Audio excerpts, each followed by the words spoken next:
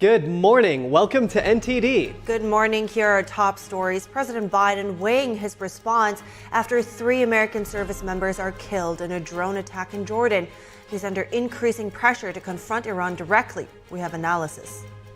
Israeli Defense Forces discover and destroy a Hamas tunnel system underneath a cemetery. And an intelligence report from Israel alleges nearly 200 staffers at a United Nations agency have doubled as terrorists. Rare articles of impeachment against a cabinet member released. The GOP saying ousting DHS Secretary Mayorkas the only viable option, covering the main issues and rebuttals with a border security researcher. Former President Trump to remain on Massachusetts' primary ballot. More on the state's Supreme Court denial of yet another bid to disqualify the leading GOP candidate. And in France, farmers are blocking all major roads into Paris as they protest against falling incomes and excessive regulations. What to expect in the days ahead. Elon Musk announcing that his company Neuralink has implanted its first brain chip inside a human. Hear the details with the host of NTD Business. Plane maker Boeing's troubles continue in the wake of a mid-air cabin blowout earlier this month. Now the company has withdrawn a safety exemption request for one of its jets. Find out why and what it means.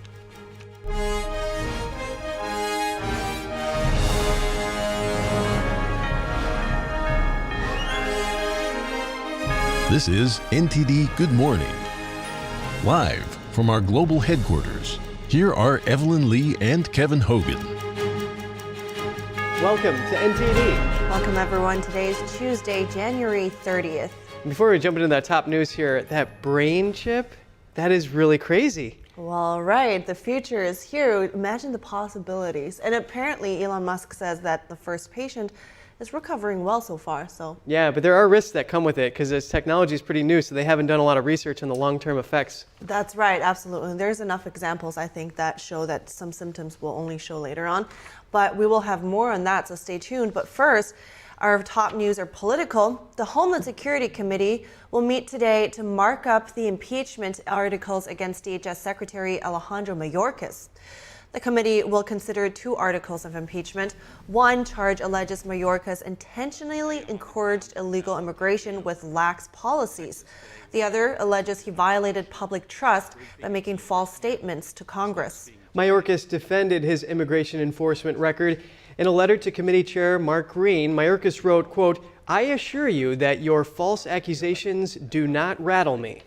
The articles are expected to be sent to the full House for a vote. If the House votes to impeach Mayorkas, he could then go on trial in the Senate for potential removal.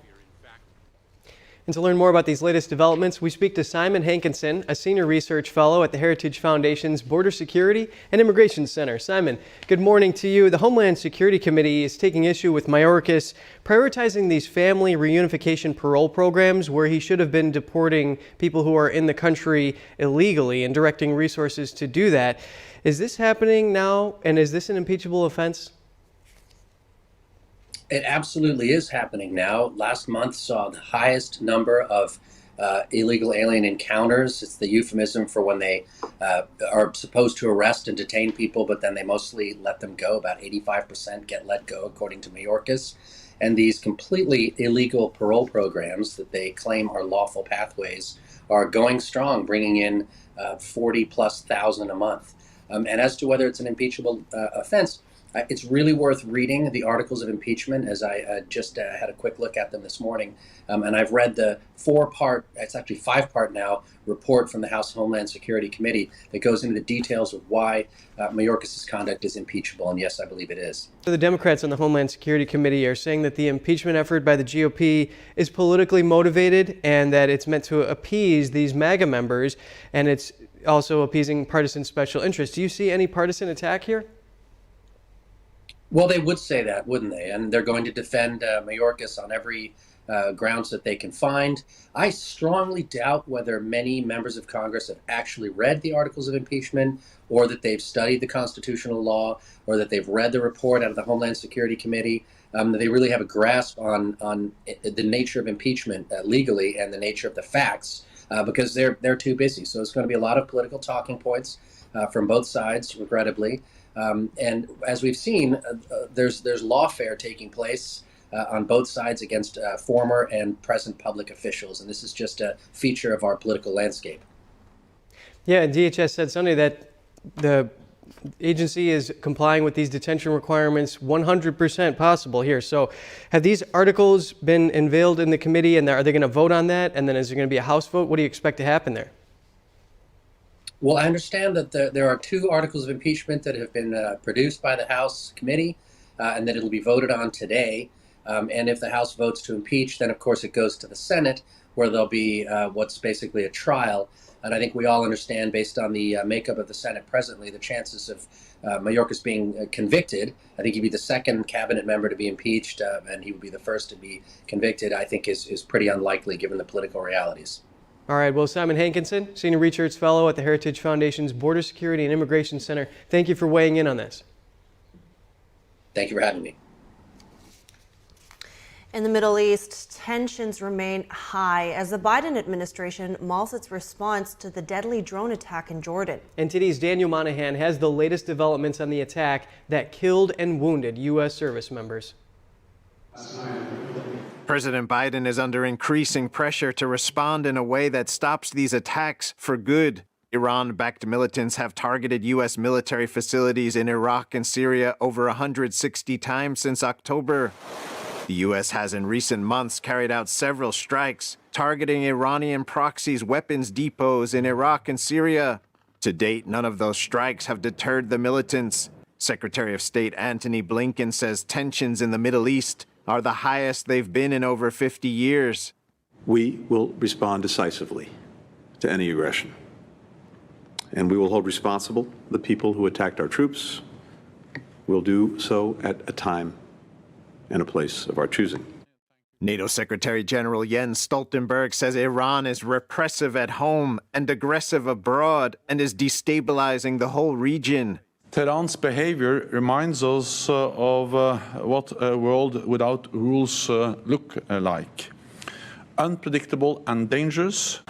Secretary of Defense Lloyd Austin expressed outrage and sorrow for those fallen and injured in the line of duty. The President and I will not tolerate attack on U.S. forces, and we will take all necessary actions to defend the U.S. and our troops. Allison McManus from the Center for American Progress says the strikes on U.S. service members represent a fundamental change in the rules of engagement.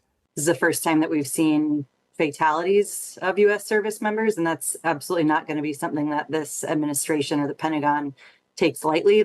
McManus is concerned by calls for more all-out aggressive posturing with Iran, including from some in Congress. This absolutely has implications for day-to-day lives of Americans. The Pentagon has released the identities of the 3 troops killed: Sergeant William Rivers, Specialist Kennedy Sanders, and Specialist Brianna Moffitt. They are all from the same unit based out of Fort Moore, Georgia. The drone strike that killed them originated from an aircraft that approached their outpost at the same time an American drone was returning. Officials say that led to uncertainty over whether it was hostile and caused a delay to the U.S. response. More than 40 people were injured in the incident. The Iranian Foreign Ministry spokesman denied involvement, saying that the militant groups act on their own initiative. Daniel Monahan, NTD News.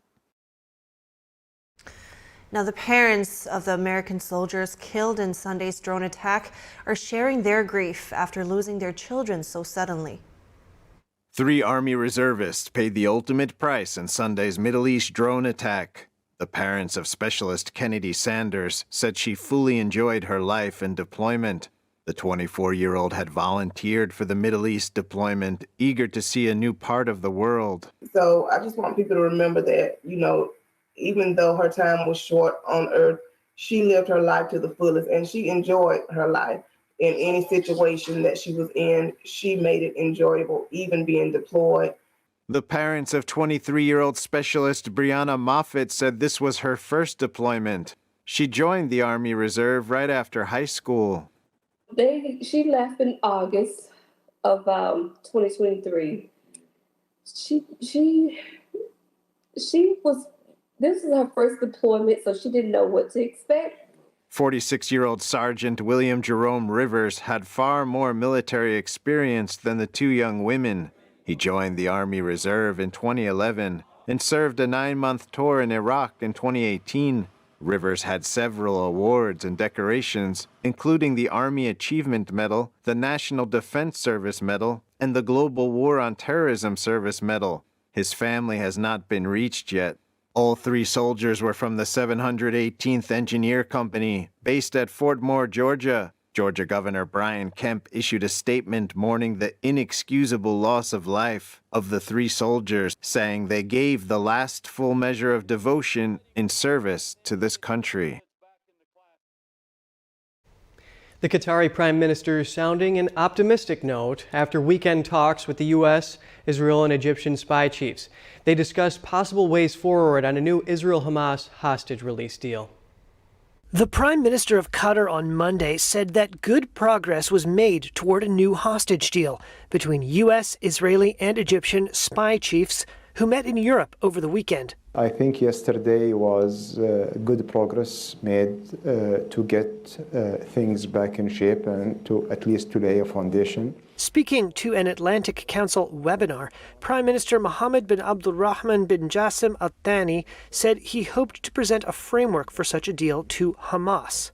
Qatar and Egypt have open channels to Israel and Hamas and brokered a 7-day truce in November, in which Hamas freed more than 100 of the 253 people it abducted in the October 7th cross-border rampage that triggered the Gaza war.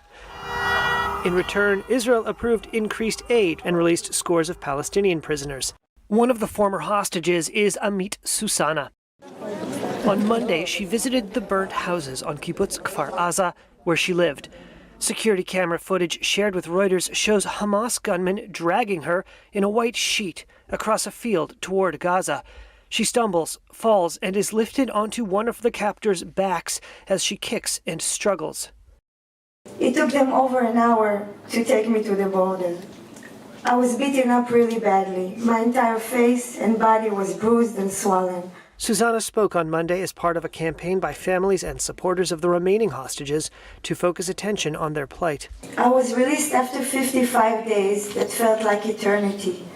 Even though I was there and I know how it feels like, I can't even begin to imagine how it feels like to be held there for 115 days. I hope that the remaining hostages there are able to keep their faith alive and stay strong. But even the toughest souls can't hold on for such a long time.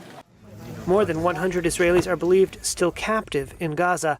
Israel has vowed to eliminate Hamas and return every hostage. Israel's military says it discovered a Hamas tunnel under a cemetery in southern Gaza, over half a mile long and over 20 yards deep. The IDF says it killed terrorists inside and that explosives, blast doors, and an office were found. Israel says it blew the tunnel up after an investigation. The IDF said on X Hamas was using it as a command and control center to direct attacks both above and below ground. Israel's military says a Hamas battalion commander managed the October 7th massacre, among other attacks on Israel from the spot. Has the United Nations agency in the Gaza Strip been infiltrated by terrorists? An Israeli intelligence report has some startling numbers. Now several countries have suspended their funding to this UN agency that provides humanitarian aid to the Gaza Strip. Jason Perry reports. On Monday, Israel released an intelligence report which has put the United Nations Relief and Works Agency, or UNRWA, in the spotlight. This UN agency provides education, healthcare, and other social services for the Palestinian people in the Gaza Strip, and it is funded almost entirely by UN member states.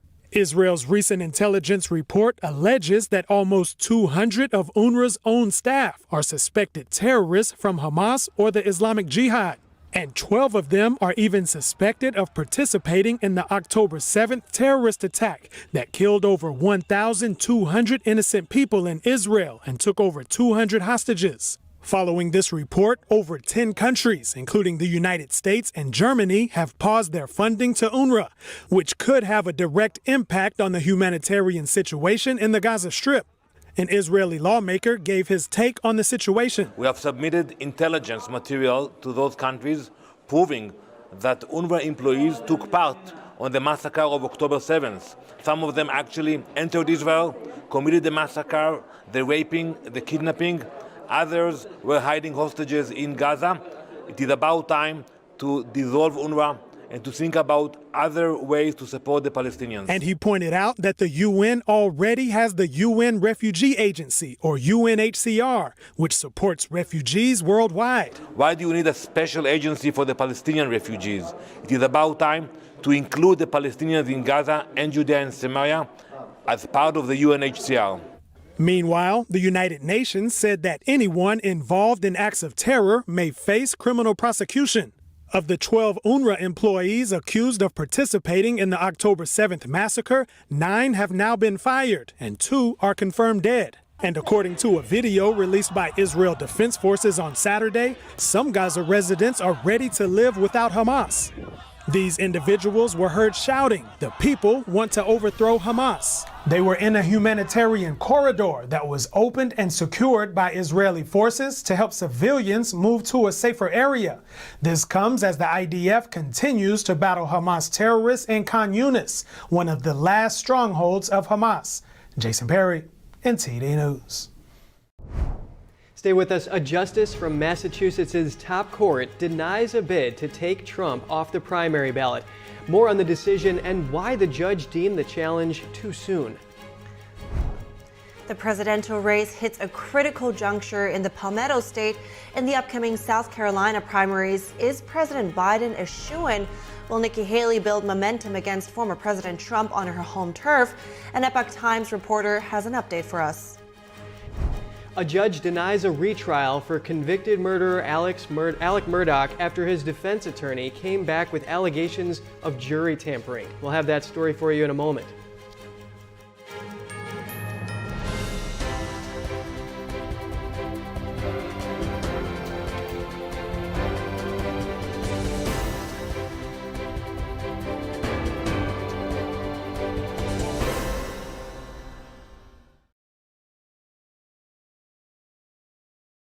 Shen Yun Creations, the streaming platform from Shen Yun, featuring world-class dance, past programs, and all original music.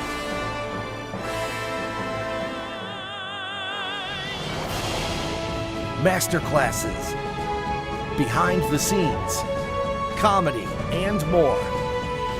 Explore shenyuncreations.com. As we naturally age, many people are getting zero amount of this incredible and unique substance. That's when we start seeing an impact in our joints, skin, nails, and even our digestion. People ask me, Dr. X, what is the #1 supplement I should be taking? My answer is multi-collagen protein. People's reactions to me, people were like, what are you doing? What is going on? You look amazing. You have a glow about you. What makes Ancient Nutrition Multi-Collagen stand out from other brands? 10 types of collagen. It's grass-fed, pasture-raised with vitamin C and probiotics. It's proven to reduce exercise-induced joint discomfort as early as day 1 and reduce joint discomfort rapidly, continuously, and persistently. It improves the appearance of crow's feet after 4 weeks and improves skin tone after 8 weeks. And it promotes hair thickness, growth, and a reduction in hair breakage. It has transformed everything from my hair. Like, my hair was starting to kind of just, come out, and I don't have that anymore. My skin feels amazing.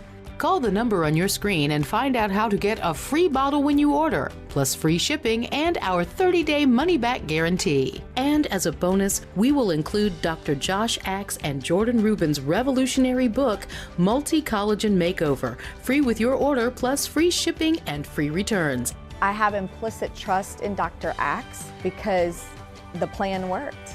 I'm living proof of it.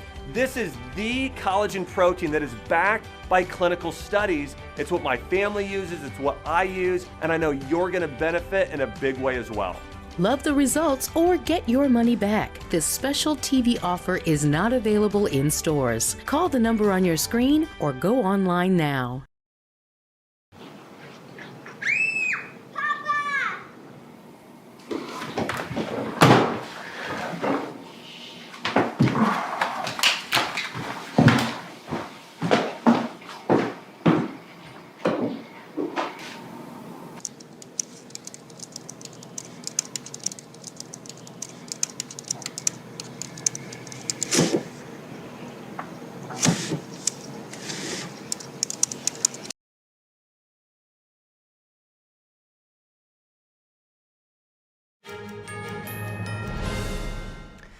Welcome back. Former President Trump will be staying on the primary ballot in Massachusetts. A justice from the state's top court denied a bid to disqualify him yesterday. The judge upheld an earlier decision from the state's ballot law commission. The panel dismissed the challenge because it didn't have jurisdiction to address Trump's eligibility to hold office. The judge, in his 8-page decision, said the challenge came too soon. He wrote any challenges against Trump need to wait until he formally secures the GOP nomination. Challengers to Trump's ballot viability can ask the full Massachusetts Supreme Judicial Court to hear the case. Trump's legal team has convinced judges in Michigan, Minnesota, and other key states to throw out similar challenges. Trump remains on the ballot in Colorado and Maine, pending a decision by the U.S. Supreme Court on Trump's appeal. The High Court is set to hear oral arguments in the Colorado case next week. And the man who stole and leaked the tax records of former President Trump will be going to jail. A U.S. district judge in Washington yesterday sentenced him to 5 years behind bars. Charles Littlejohn also leaked the tax records of thousands of other prominent people. He pleaded guilty to a single count of unauthorized disclosures of income tax returns in October. According to the man's plea agreement, he took the financial data while he was employed at a consulting firm. The firm had contracts with the IRS. Littlejohn allegedly leaked the information to the New York Times and ProPublica in 2020, then deleted the records from his IRS laptop. The 5-year sentence was the maximum penalty and what prosecutors requested. The judge described Littlejohn's actions as an attack on our constitutional democracy.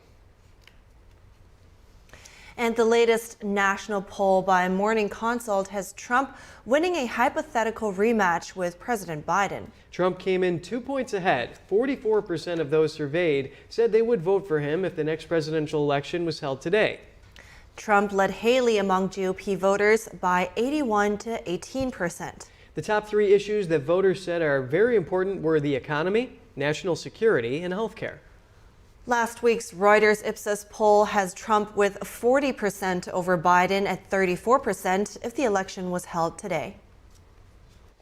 Let's get some insight into the presidential primaries coming up in South Carolina next month. The Democratic one this Saturday and the Republican one on the 24th. Please welcome Lawrence Wilson, a reporter for the Epic Times. I see you there, Lawrence. So was President Biden a shoo-in over Representative Dean Phillips and even more so over author Marianne Williamson in South Carolina? Well, I don't like to use the term shoo-in or make a prediction, but yes, that is what the polls are indicating. President Biden is leading Dean Phillips, the congressman from Minnesota, by a margin of 69% to 5%, and Marianne Williamson isn't even showing up in those polls, so she's even further behind. President Biden won this state by a wide margin in the 2020 primary, 48%. More than doubling Bernie Sanders, who came in second behind him. And he credits South Carolina actually with getting him the Democratic nomination in 2020. So he is expected to do very well here. Yes, it's good to know here, Lawrence. And of course, President Biden has already shifted his gaze to the general election. Now, let's look at the GOP primaries here. Haley was campaigning in upstate South Carolina and Malden at a high school's gymnasium there Saturday. What was she saying as she stumps on her home turf? Well, Haley has been upping her attacks on Donald Trump, and she's saying that he has 91 criminal counts, indictments against him. How can he campaign for president? How can he be an effective executive? She likes to use the phrase, chaos follows him. She's stumping a little bit less on her record, although people in South Carolina say she was a popular governor, but more on her her as an alternative to Trump. She understands that people prefer Trump. She's got to give them a reason not to prefer Trump. And that's been her tactic as of late. Yeah, Trump's MAGA base is very solid. Now, for Haley, how much hinges on which party's primary South Carolinians vote in? Well, that's an interesting question because we saw in New Hampshire that Haley scored 42%, which was a very good showing for her there. But she won 70% of independent voters, so a lot of those were non-Republicans. It would seem that if she's going to do well in South Carolina, she's going to have to do the same, convince a lot of independents to vote in the Democratic primary versus waiting till the Republican primary later this month. So it's worth noting that 19 states have open primaries, so independents could play a significant part in this nominating contest. But right now, she's really trailing in South Carolina and would need a lot of help to make up that ground. Right, and Lawrence, you talk about New Hampshire. Haley's campaign reported that they made about $2.5 million in 48 hours after the primary. And now, I would like to know, what are the campaign finance dynamics here heading into the Palmetto State? Well, campaigns run on money. And as one political analyst told the Epoch Times, the reason they fail is the same reason for all of them. They run out of cash. So far, Donald Trump has raised about $60 million for his campaign, Haley about $19 million, but those numbers are a few months old because the statements come out quarterly. She did raise quite a bit in small dollar donations, but the real question is whether what I would call the never Trump money, the people who are donating to support a candidate against Trump, and there's been quite a lot of that money. The question is whether that will come to Haley now, or whether those donors will decide to sit out the race. For his part, President Trump has promised he will basically ostracize any donors who start supporting Haley or continue supporting Haley at this point and say they'll be out of the MAGA movement for good. So we'll have to see where the money goes. Yeah, and then Haley's team has said that they're going to raise a bunch of money here, about $1.5 million they've made on those permanently barred T-shirts in response to that. So Lawrence Wilson, reporter for the Epoch Times, thank you for your time. My pleasure. A South Carolina judge has denied a bid for a retrial by convicted murderer Alec Murdaugh. The disgraced lawyer was found guilty last year of killing his wife and son, but his defense team accused a court clerk of jury tampering and filed a motion for a new trial. NTD's Jeremy Sandberg has more on the judge's decision. Murdaugh's attorneys asked for a new trial, accusing the county court clerk of jury tampering. Of the 12 jurors who found Murdaugh guilty last year, 11 deny being influenced. Juror Z says court clerk Rebecca Hill influenced her verdict. She made it seem like he was already guilty. Murdaugh and his attorneys claim Hill talked with and pressured jurors to come to a verdict quickly. At any time, did you instruct the jury to watch him closely and look at his actions? I did not. At any time, did you instruct the jury or tell the jury to look at his movements? No. Hill signed an affidavit denying 26 specific accusations and reiterated her denials Monday. Judge Jean Toll stated Hill is not completely credible as a witness and was attracted by the siren call of celebrity. She wanted to write a book about the trial. Toll says Hill told another clerk of court and others about her desire for a guilty verdict. Did clerk of court Hill's comments have any impact on the verdict of the jury? I find that the answer to this question is no. The judge says a new and very lengthy trial is not required. On the strength of some fleeting and foolish comments by a publicity-influenced clerk of court. Murdaugh is serving 2 consecutive life sentences for the murders of his wife and son. He's also serving 27 years in prison after pleading guilty to 24 state financial crimes. Jeremy Sandberg, NTD News. Up next, French farmers have blocked major roads into Paris in an ongoing protest about green regulations and fair competition, what they're asking for and how the government is responding. The UK slapping sanctions on an Iranian network that targeted critics abroad.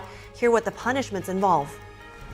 Trillions leaving China's stock market. Investors wary. One risk analyst says they're turning to the US and Japan. Do Beijing's aggressive tactics at home and to neighbors play a role? Find out.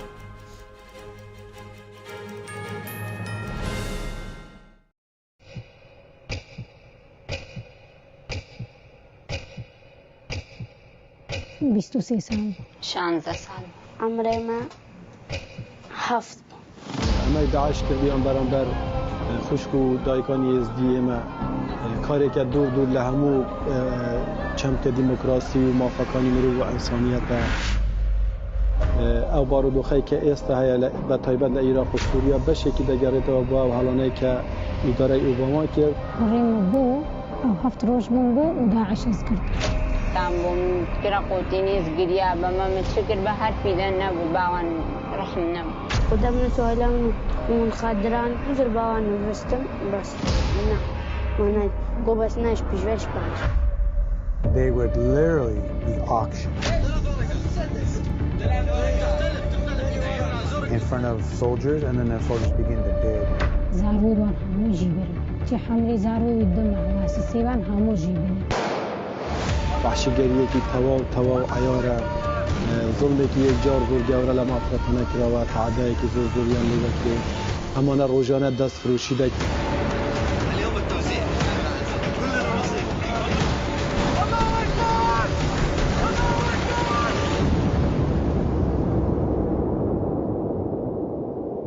Imagine being a child, you know, having a child mentality, and these evil people come and wheel you away from the only safety you've ever known.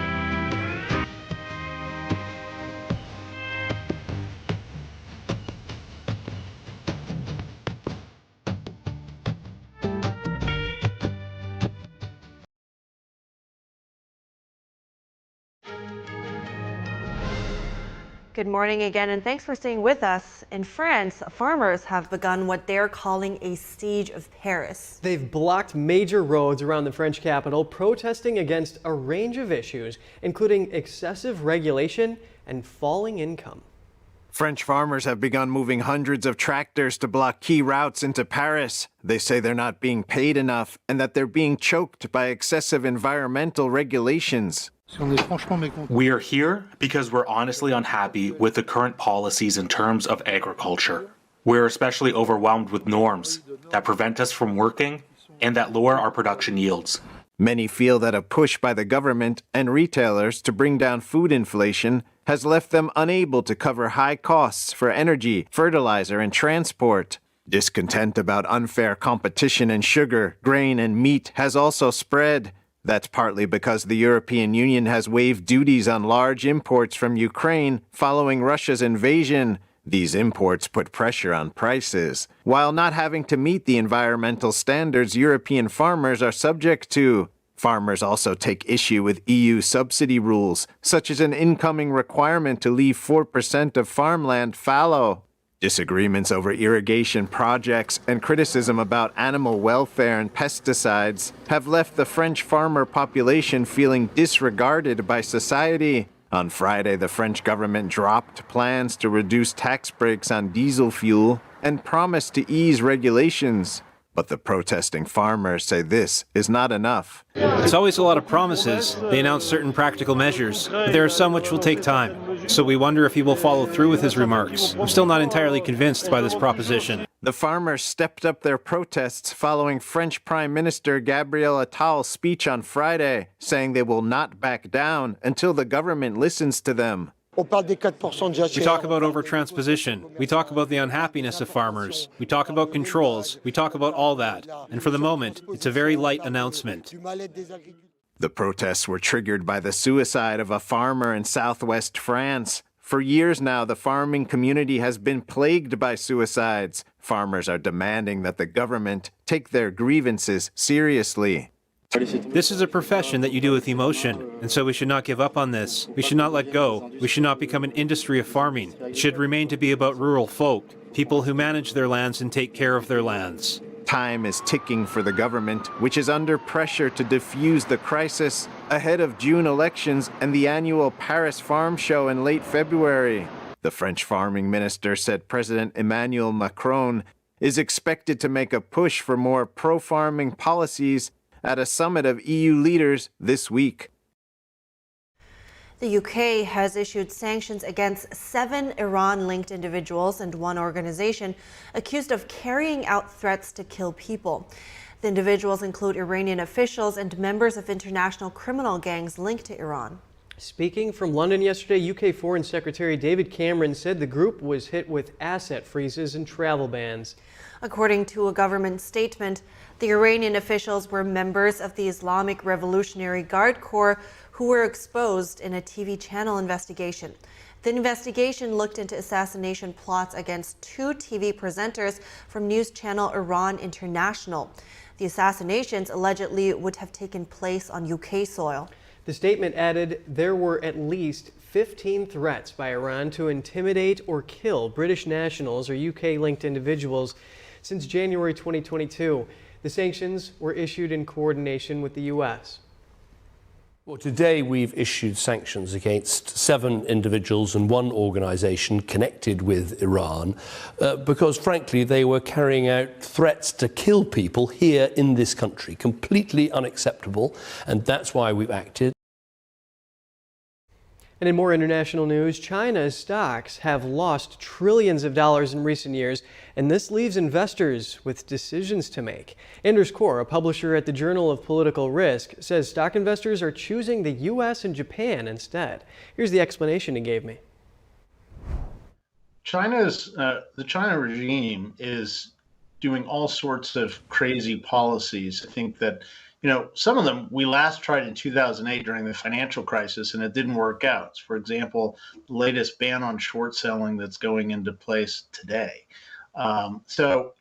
Investors are seeing these, what some people call dirigist policies, which are overly command economy policies to try to boost up the stock market. I mean, plans for hundreds of billions of dollars of regime funding that's going to be plowed into stocks and Chinese stocks.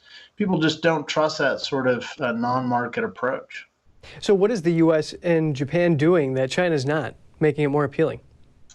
Well, I mean, in short, we have a free market. China has a command control economy, or close to it. And, Xi Jinping is doing all sorts of things that make investors nervous.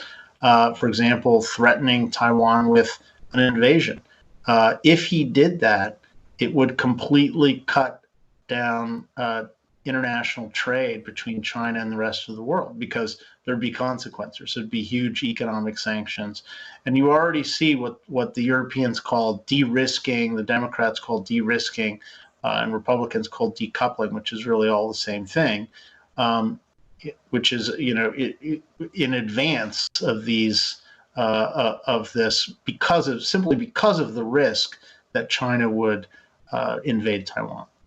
Yeah, that aggressive foreign policy certainly poses a risk. And I will point out that China's economy is taking a big hit. The real estate market is worsening there. They have debt problems, smaller workforce, and things like that. I want to get your perspective on this. Bloomberg just said that what Beijing needs right now is a bigger bazooka. Can you explain this? I think that was kind of a joke on the part of Bloomberg, although some investors are encouraging China to, pump more money into the stock market. It's really not what will work. The bazooka they're, talking about are the up to $400+ billion infusion of regime funds which the regime is trying to move their money from offshore investments in places like the United States and Japan to Chinese investments, Chinese stocks, to try to pump up the failing stock market. But what they've done so far is they've announced such plans. I don't think they've really carried through very much. And in any case, it's not enough money. The quantity of money that they're talking about, hundreds of billions of dollars, sounds like a lot. But when we consider that the Chinese stock market has lost $6 trillion, maybe $6.3 trillion since February 2021, 60% of its value, according to the MSCI China Index, 400 billion is a drop in the bucket, and it's not going to have much effect other than to tell investors that China still has these failed command economy measures. Well, it's really great hearing your analysis. Anders Core, principal at Core Analytics. Thank you. Thank you. Got big news coming up. Elon Musk says Neuralink has implanted its first brain chip inside a human patient. Find out what this means with the host of NTD Business in a minute.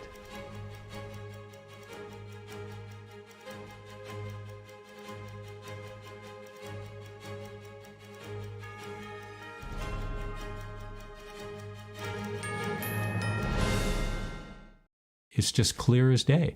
The media, whether it's broadcast, cable, or print media, has become extremely biased.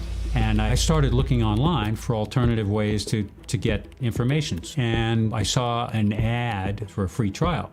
And I looked at it and I said, Epoch Times. I mean, come on, this is end of days type of stuff. I mean, what are they going to be talking about here? And I said, well, it's a free trial. Let me dig in. Is it giving me both sides? Is it giving me an objective point of view here? I have looked for opportunities to see where they might be biased, and I don't find it.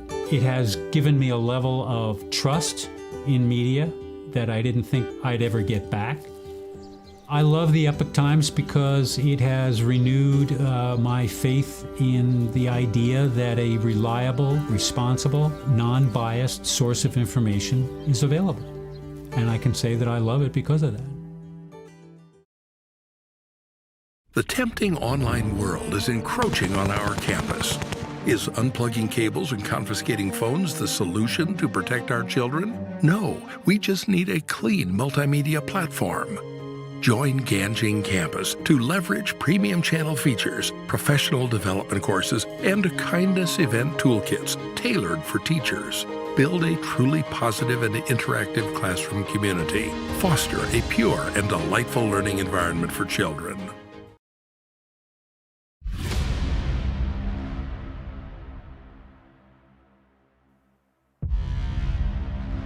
What was the process of actually putting this all together? Many, many hours of finding the right camera angles and watching it.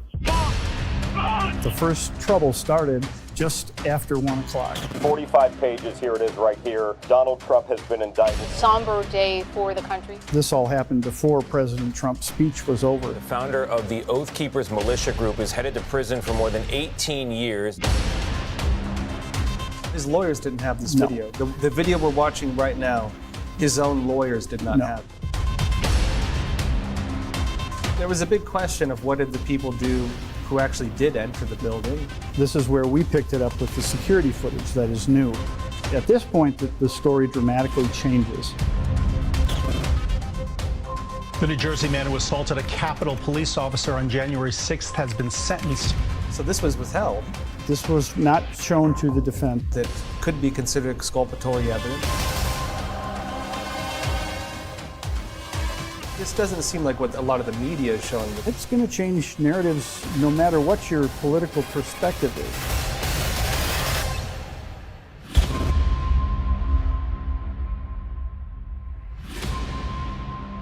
What we're after is the truth.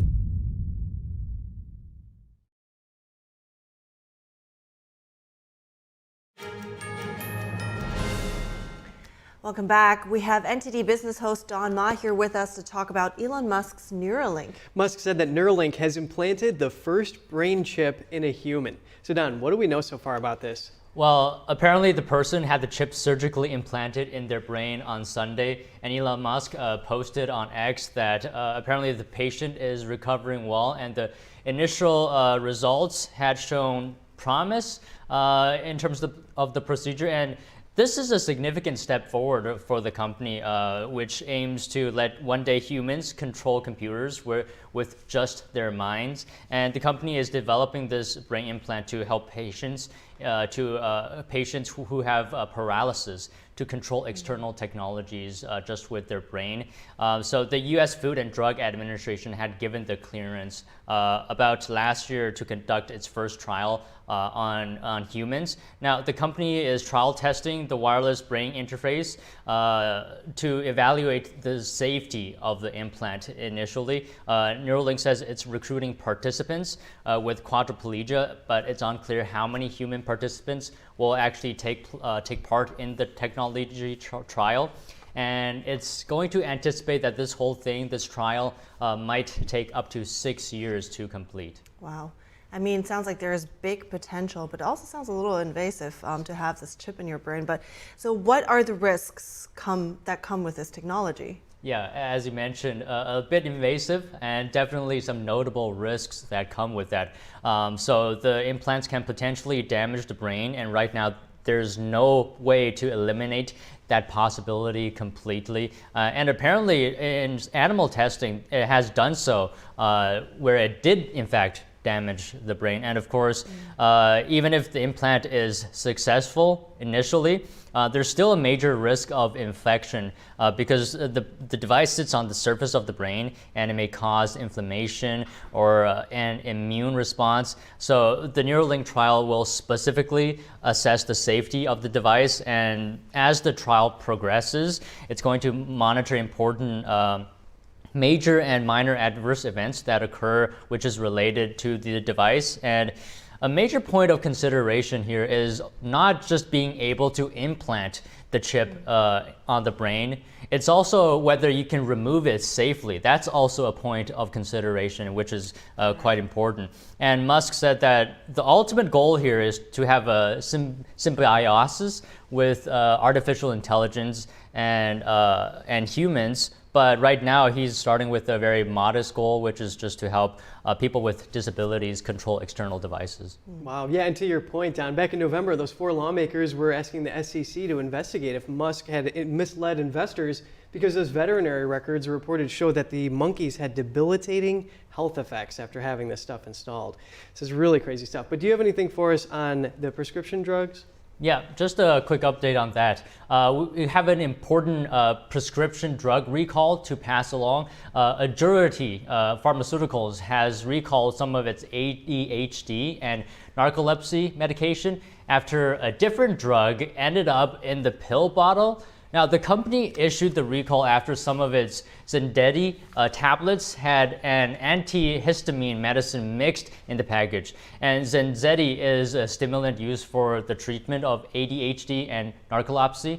And the antihistamine is a sedative, having the opposite effect of a stimulant. The recall warned that people who take antihistamine instead of Zendedi could experience drowsiness that could put patients at risk of getting into an accident or injuring themselves. The company says it hasn't received reports of anyone getting hurt because of the medicine mix-up. Wow, yeah, serious mix-up sounds like, and that's amidst the ADHD medicine shortage. But speaking of injuries, so Toyota is recalling some of their older vehicles. So what's going on there, Don? Yeah, it seems like a couple of recalls this morning. Toyota Motor is urging owners of 50,000 older U.S. vehicles to stop driving them immediately and recall repairs. This is because an airbag inflator could explode and potentially kill motorists. Toyota said the do not drive advisory covered some 2003 to 2004 Corollas and Corolla Matrix models and 2004 to 2005 RAV-S with airbag inflators. Since 2009, Takata airbag inflators were linked to 30 deaths worldwide, including 26 in the US. The airbags can explode and discharge metal shrapnel inside the vehicle. Toyota said the RAV4 recall involves the driver's airbag. The other model recalls involve the front passenger airbag only. And in some Corolla and Corolla Matrix vehicles, there's a second recall that may cause the airbag to deploy even without a crash. Well, that's definitely one recall you don't want to wait on. Yeah, of course. I Scary mean, stuff. take care of that immediately. Yeah. Don Ma, host of NTD Business, thank you. Thank you. Stay with us. A blacksmith in Alaska forges knives and swords the old-fashioned way, demonstrating the value of traditional craftsmanship in modern times. Catch that one.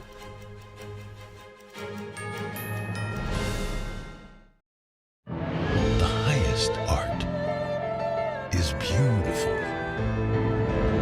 breathtaking, timeless, and moving.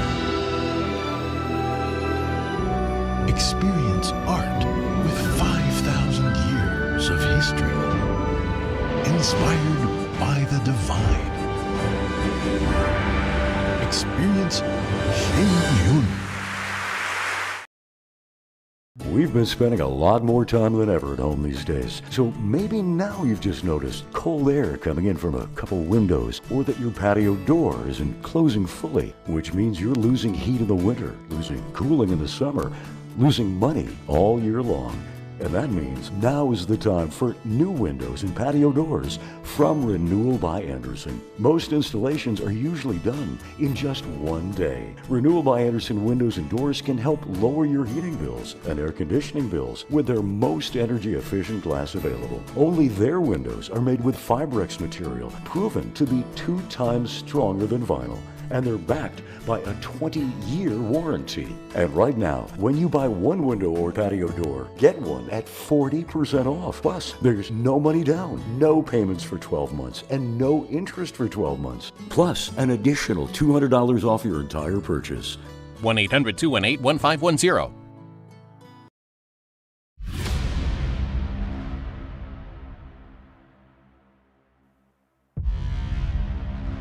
What was the process of actually putting this all together? Many, many hours of finding the right camera angles and watching it. The first trouble started just after 1 o'clock. 45 pages, here it is right here. Donald Trump has been indicted. Somber day for the country. This all happened before President Trump's speech was over. The founder of the Oath Keepers militia group is headed to prison for more than 18 years. His lawyers didn't have this video. The video we're watching right now, his own lawyers did not have. There was a big question of what did the people do who actually did enter the building. This is where we picked it up with the security footage that is new. At this point, the story dramatically changes. The New Jersey man who assaulted a Capitol police officer on January 6th has been sentenced. So this was withheld. This was not shown to the defense. That could be considered exculpatory evidence. This doesn't seem like what a lot of the media is showing. It's going to change narratives no matter what your political perspective is.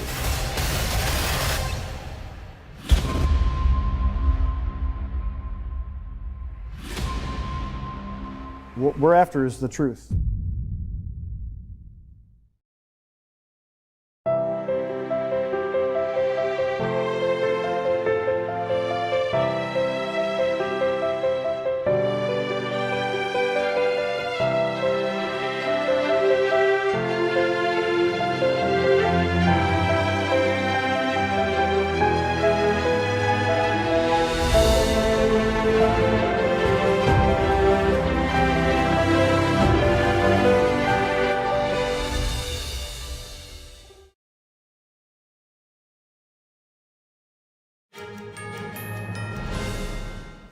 Thanks for staying with us. In our modern world, efficiency is valued above most everything else, but some are still keeping traditional crafts alive. Trevor Barrett is one such person. The Alaska native is a mostly self-taught bladesmith. In his home workshop, Trevor forges hunting knives and swords the traditional way. Sweating over a coal-burning forge, striking hammer to red-hot metal, you would be forgiven for thinking you're in the smithies of Middle Earth. But Trevor Barrett does all of that at his workshop in Alaska. He describes himself as a full-time bladesmith. Born and raised in Kenai, Alaska, Trevor has been smithing knives for the last 7 years. He grew up hunting and fishing in what he calls one of the last true wild places.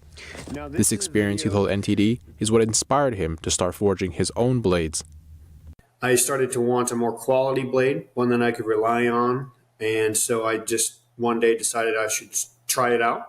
So I went on to the internet and I looked up a lot of tutorials. Trevor eventually turned this hobby into a full-time job. He now sells his blade on his website barrettknives.com. There's a wide selection from which to choose, from a set of stainless steel kitchen knives to Anduril, Aragorn's sword in The Lord of the Rings. When he started out, Trevor sought inspiration in fantasy, in particular J.R.R. Tolkien's seminal fantasy work. Being raised around the books and then being raised around the movies when they first came out, that really hit a certain part of my life that inspired me to take it from just a simple blades for hunting and to expand into something that a little more. But Trevor doesn't just make blades.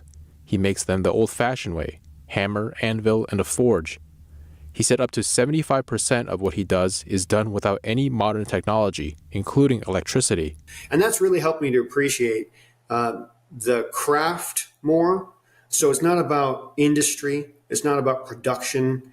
It's about the history of this craft. Doing it this way, Trevor says he has learned to appreciate the importance of tradition. It's these traditional crafts and mindsets, he says, that have shaped human history, and they must be preserved. He enjoys the business side of things, but his main focus is perfecting the craft. Trevor also found that in the fires of his forge, he was able to shape himself. It's still helping me to kind of really develop my own mindset and to develop my own character through the patience, the dedication, and the humility that's involved. On his social media platforms, Trevor describes himself as husband, father, bladesmith. His family comes first. Taking up a traditional craft like bladesmithing at his home workshop has allowed him and his wife to be available for their 1-year-old son. It's important that I show more, in my opinion, more traditional mindset in the sense that I'm able to be there for my son.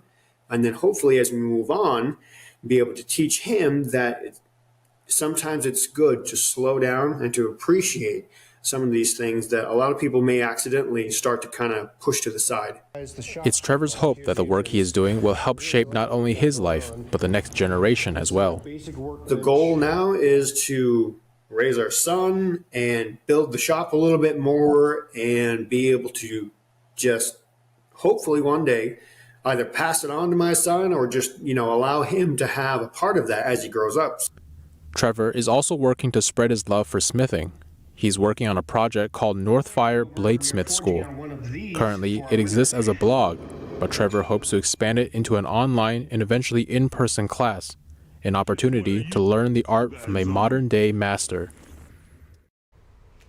Really cool stuff. Right? Yeah, awesome. I like that. And you know that bladesmithing actually dates back 2.5 million years. Wow. Yeah, they use bone and flint and other stuff like that according to the Crucible. And now they use, the more modern stuff, 6,000 years, the modern era, where they use the actual metals and things like that. Yeah, a rich history, definitely something to keep. All right, we have to head into a quick break. We'll be back in half a minute, so stay tuned.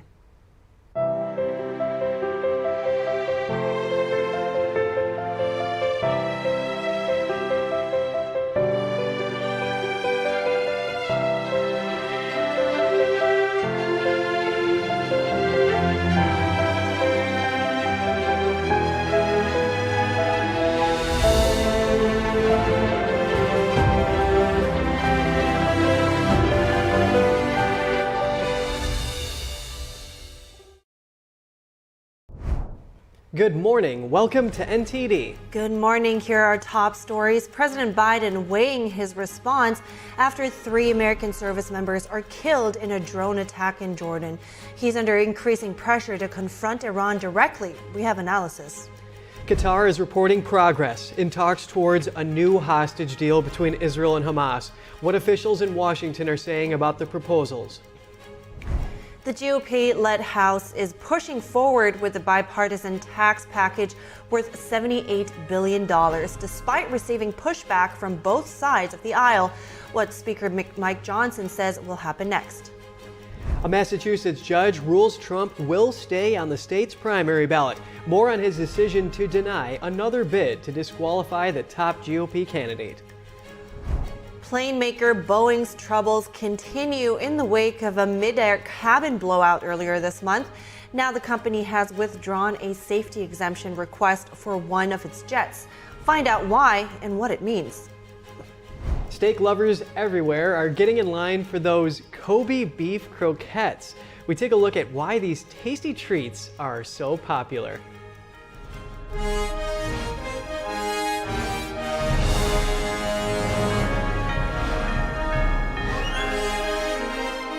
This is NTD Good Morning.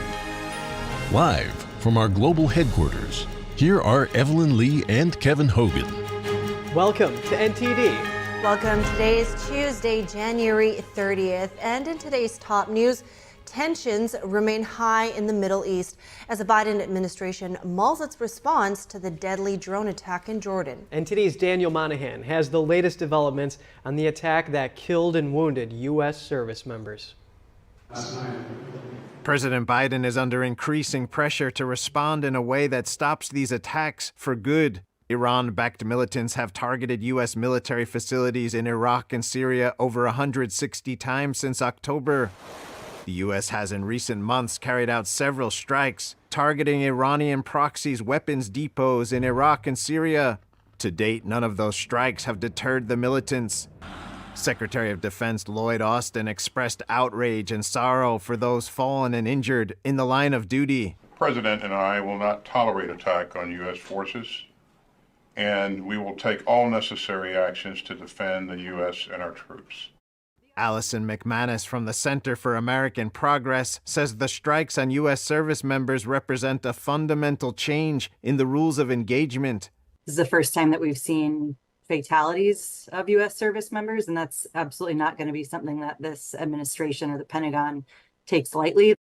The Pentagon has released the identities of the 3 troops killed: Sergeant William Rivers, Specialist Kennedy Sanders, and Specialist Brianna Moffitt. They are all from the same unit based out of Fort Moore, Georgia. The drone strike that killed them originated from an aircraft that approached their outpost at the same time an American drone was returning. Officials say that led to uncertainty over whether it was hostile and caused a delay to the U.S. response. More than 40 people were injured in the incident. The Iranian Foreign Ministry spokesman denied involvement, saying that the militant groups act on their own initiative. Daniel Monahan, NTD News. So how strong does U.S. response have to be so the message will be received by Iran, and what's at stake? We bring in Bart Marcoy. He is a former Principal Deputy Assistant Secretary for International Affairs. Good morning, Bart. It's good to see you. So first, Biden was weighing his options and really trying to thread a needle here. So what are the risks if the reaction was too strong versus too weak? Good morning, Evelyn. Thank you. There's a perception that if the reaction is too strong, it might lead to regional war. And of course, if it's too weak, then it's meaningless and it doesn't deter Iran or their proxies from further attacks.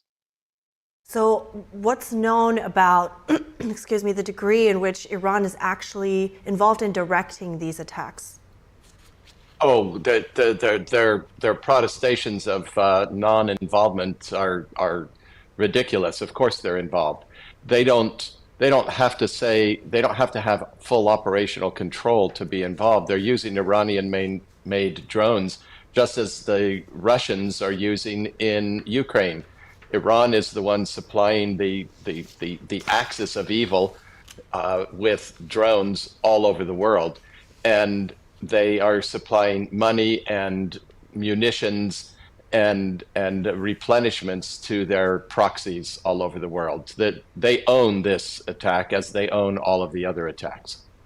So, with knowing that, what type of retaliation would Iran be expecting when they are owning or encouraging these strikes? And what does that mean in return for the U.S. in terms of, making a strong enough move to deter future attacks?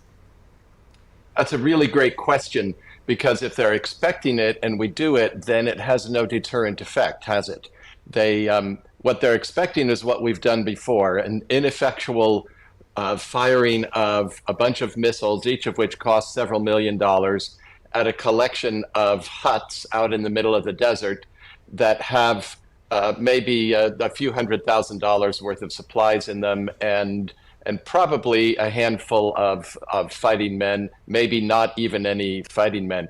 The last few times Biden has struck a proxy, when he fired missiles at the Houthis in Yemen, he warned Iran before he fired them, said, hey, you better get your people out because we're going to fire missiles at the Houthis. And guess what? There was nothing there that made the Houthis suffer any real damage, and they intensified their attacks. That's the kind of thing they're expecting. It's the kind of thing that weak American presidents have done in the past. So what I hear from this response from you is that the reaction should be stronger this time. So if we talk more specifically, what should the response to Iran be then this time? It should not only be stronger, but more comprehensive. I've sat in the Situation Room in councils advising the president on a course of action. I've sat in government buildings, government office buildings coming up. Every foreign affairs agency and many agencies that people don't think of being associated with foreign affairs have spent weeks now developing big 3-inch, 4-inch binders full of options of things that their agency can do to limit Iranian power. The most important thing they can do, a great place to start would be to stop sharing sensitive intelligence with our enemy. Stop telling Iran that we're going to strike them and where we're going to strike before we do it. We also should snap back the sanctions. President Trump had instituted the most comprehensive, most punishing sanctions against Iran, and Iran was on its knees when Joe Biden came in and lifted all of the sanctions and started giving them billions of dollars again, just as Barack Obama had done before him. Barack Obama gave them $150 billion in cash for when they were negotiating with them. They can reimpose the sanctions. They can strike ports, naval assets, export facilities, stop their ability to make money. The sanctions should be comprehensive and include sanctions against, from the financial task force. Make sure that they sanction anybody who does banking with Iran. Limit Iran's ability to make money, to spend money, to produce weapons, and strike the factories where these drones are being made. Strike the factories where the rockets and missiles are being made.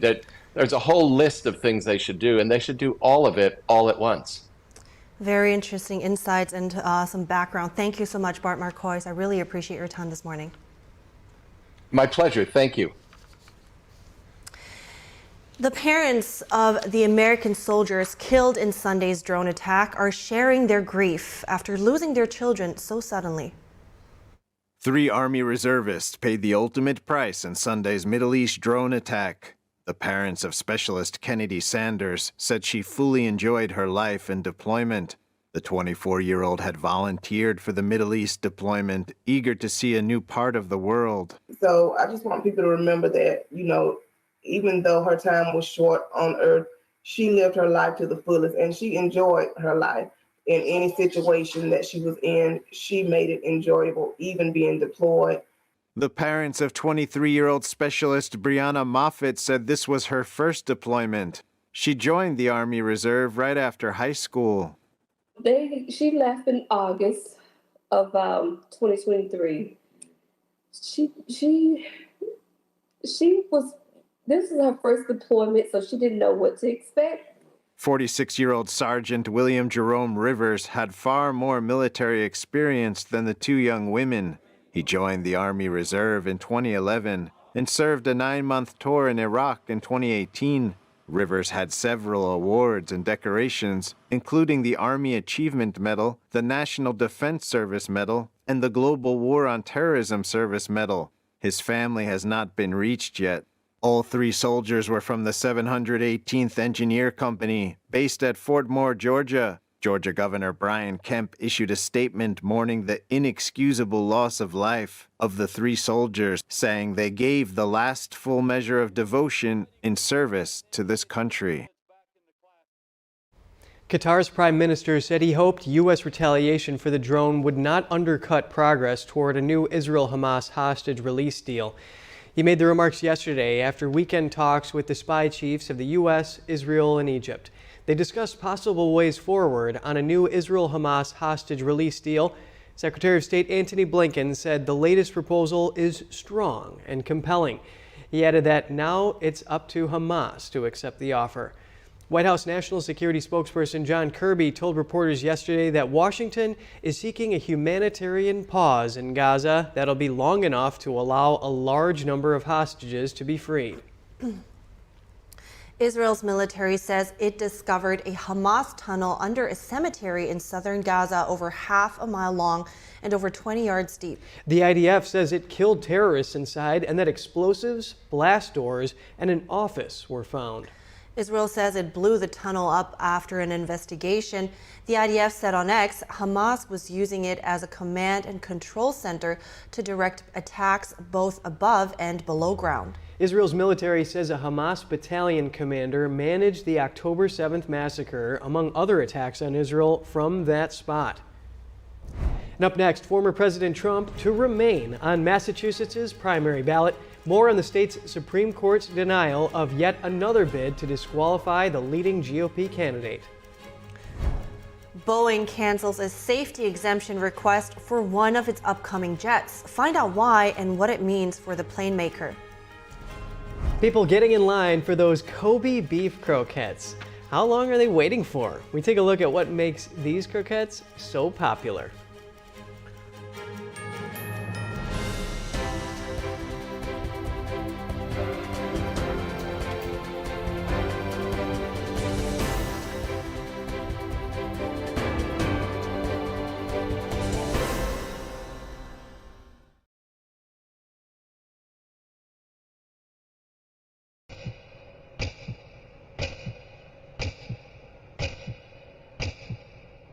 بیست و سه سال 16 سال عمري ما هفت اما داعش کردی ام برانبر خشک و دایکانی ازدی اما کاری که دور لهمو چمک دموکراسی و موافقانی مرو و انسانیت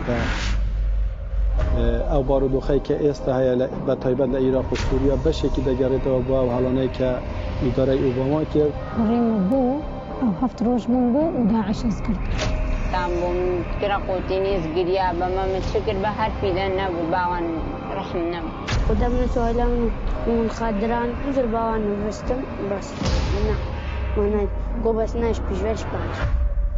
They would literally be auctioned in front of soldiers and then the soldiers begin to bid. زارو بان همو جيبرن تي حملي زارو يدم واسسي بان همو جيبرن وحشیگریه که توا عیاره ظلمی که یک جار زور گوره لما افرطانه کرا و تعدایی که زور زوریان لیده که همانه روزانه دست فروشیده اليوم التوزيع كل الرصيد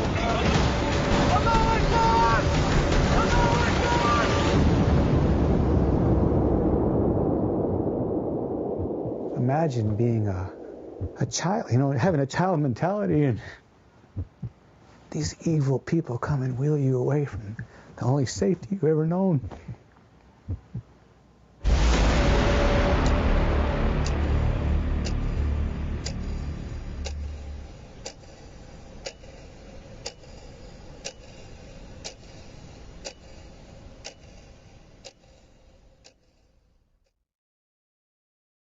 There is a road laid out for me, Boxes everywhere. And this is gonna be Addie's room. I think you're really gonna like it. I hope so. Yeah. I know this road is there for me. First night here, but Amy seems cool. Waist down by the river. I am blind, but I need not see. I got this. I know this road is there for me. Okay. If I'm really free, take me down to the river and wash me.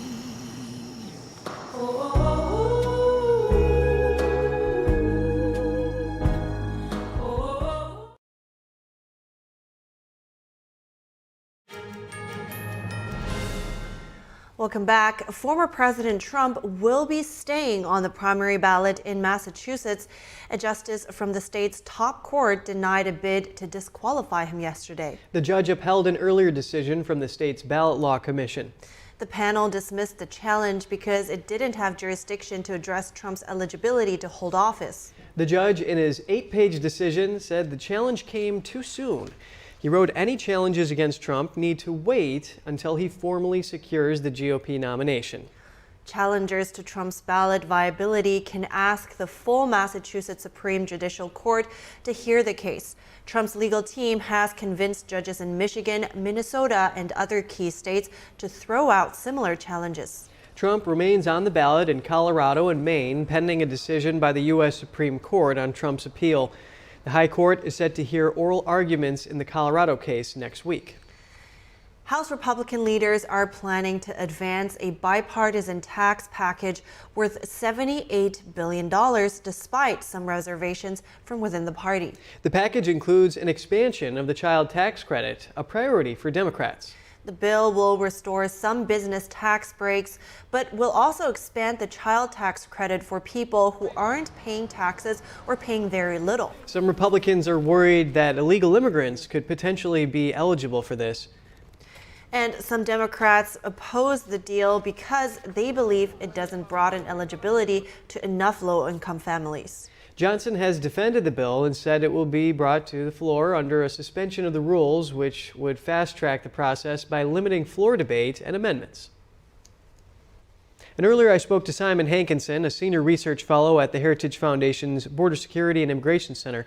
I asked him about the ongoing efforts to impeach Homeland Security Secretary Alejandro Mayorkas.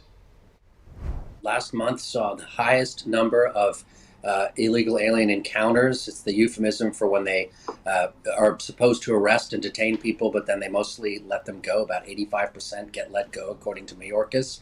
And these completely illegal parole programs that they claim are lawful pathways are going strong, bringing in 40,000+ a month. And as to whether it's an impeachable offense, it's really worth reading the articles of impeachment, as I just had a quick look at them this morning. And I've read the 4-part, it's actually 5-part now, report from the House Homeland Security Committee that goes into the details of why Mayorkas' conduct is impeachable. And yes, I believe it is. The Democrats on the Homeland Security Committee are saying that the impeachment effort by the GOP is politically motivated and that it's meant to appease these MAGA members, and it's also appeasing partisan special interests. Do you see any partisan attack here? Well, they would say that, wouldn't they? And they're going to defend Mayorkas on every grounds that they can find. I strongly doubt whether many members of Congress have actually read the articles of impeachment, or that they've studied the constitutional law, or that they've read the report out of the Homeland Security Committee. That they really have a grasp on the nature of impeachment legally and the nature of the facts, because they're too busy. So it's going to be a lot of political talking points from both sides, regrettably. Have these articles been unveiled in the committee, and are they going to vote on that? And then is there going to be a House vote? What do you expect to happen there? Well, I understand that there are 2 articles of impeachment that have been produced by the House committee, and that it'll be voted on today. And if the House votes to impeach, then of course it goes to the Senate, where there'll be what's basically a trial. And I think we all understand, based on the makeup of the Senate presently, the chances of Mayorkas being convicted. I think he'd be the second cabinet member to be impeached, and he would be the first to be convicted, I think is pretty unlikely given the political realities. All right, well, Simon Hankinson, Senior Research Fellow at the Heritage Foundation's Border Security and Immigration Center, thank you for weighing in on this. Thank you for having me. And more fallout for plane maker Boeing. The company yesterday said it was withdrawing a request for a key safety exemption for its new 737 MAX model. NTD's Daniel Monahan has more on what caused the company to pull the plug on the request. The exemption could have allowed regulators to speed up certification of the 737 MAX 7. Lawmakers had been pressuring the plane maker to withdraw the petition following a harrowing mid-air cabin blowout on January 5th. The incident exposed numerous safety and quality control concerns at Boeing. The withdrawal throws the anticipated timeline for certifying Boeing's MAX 7 and the larger, better-selling MAX 10 into further doubt, because it may force Boeing to make design changes more quickly than it had planned. No one died in the blowout that left passengers staring at open space 16,000 feet above the ground and forced the pilots to make an emergency landing. But the incident has turned into a full-blown safety and reputational crisis for Boeing, after its best-selling MAX family of jets resumed service following 2 fatal crashes. Boeing had at one point forecast it would win approval for the MAX 7 and 10 by the end of 2022. The head of the Federal Aviation Administration has repeatedly declined to put any timetable on approval. The ongoing delays have set back the fleet plans of major carriers, including Southwest Airlines and United Airlines. Boeing's decision to withdraw the exemption request came ahead of its fourth quarter results on Wednesday. The exemption would have allowed the MAX 7 to be certified before making design changes to the nacelle inlet structure, which holds the aircraft engine, and changes to the engine anti-ice system to prevent overheating that could lead to severe damage. Boeing had planned to start delivering the new planes while it worked on a long-term fix. Daniel Monahan, NTD News. And more business news, Elon Musk has announced that Neuralink has been implanted in the first human patient. Earlier we spoke to Don Ma, the host of NTD Business, to ask him what we know about this technology so far. Apparently the person had the chip surgically implanted in their brain on Sunday, and Elon Musk posted on X that apparently the patient is recovering well, and the initial results had shown promise in terms of the procedure. And this is a significant step forward for the company, which aims to let one day humans control computers with just their minds. And the company is developing this brain implant to help patients who have paralysis to control external technologies just with their brain. So the U.S. Food and Drug Administration had given the clearance about last year to conduct its first trial on humans. Now, the company is trial testing the wireless brain interface to evaluate the safety of the implant initially. Neuralink says it's recruiting participants with quadriplegia, but it's unclear how many human participants will actually take part in the technology trial. And it's going to anticipate that this whole thing, this trial, might take up to 6 years to complete. So what are the risks that come with this technology? So the Neuralink trial will specifically assess the safety of the device, and as the trial progresses, it's going to monitor important major and minor adverse events that occur, which is related to the device. And a major point of consideration here is not just being able to implant the chip on the brain, it's also whether you can remove it safely. That's also a point of consideration, which is quite important. I mean, yeah, sounds like it has great potential. That long term, they want to, quote, go beyond human potential, which is big goals. But in the short term, I guess it's such a big help for people with neurological conditions. That's if, of course, it doesn't damage the brain further. Yeah, a lot of pros and cons surrounding this one. You know, there's 42 people in the world that have brain-computer interfaces right now, Washington Post reports. And then there was that person who fist-bumped President Barack Obama in 2016 with an automatic arm that was controlled by the signals in his brain. Right. Must be a great, it helps to improve quality of life for people that have this disability. But yeah. All right, we're moving on with some delicious news. Kobe is some of the finest beef in the world. A Japanese butcher is making croquettes out of it, and people can't seem to get enough. Asahiya Butcher Shop has a whopping 43-year-long wait list for its Kobe beef croquettes. Beef lovers who want to sample these snacks will have to use their imaginations for a while. For those willing to wait, a box of 5 goes for $18. These croquettes are essentially deep-fried potato and beef dumplings. They were originally created as a way to introduce customers to the shop's other Kobe beef offerings, but they turned out to be a surprise hit.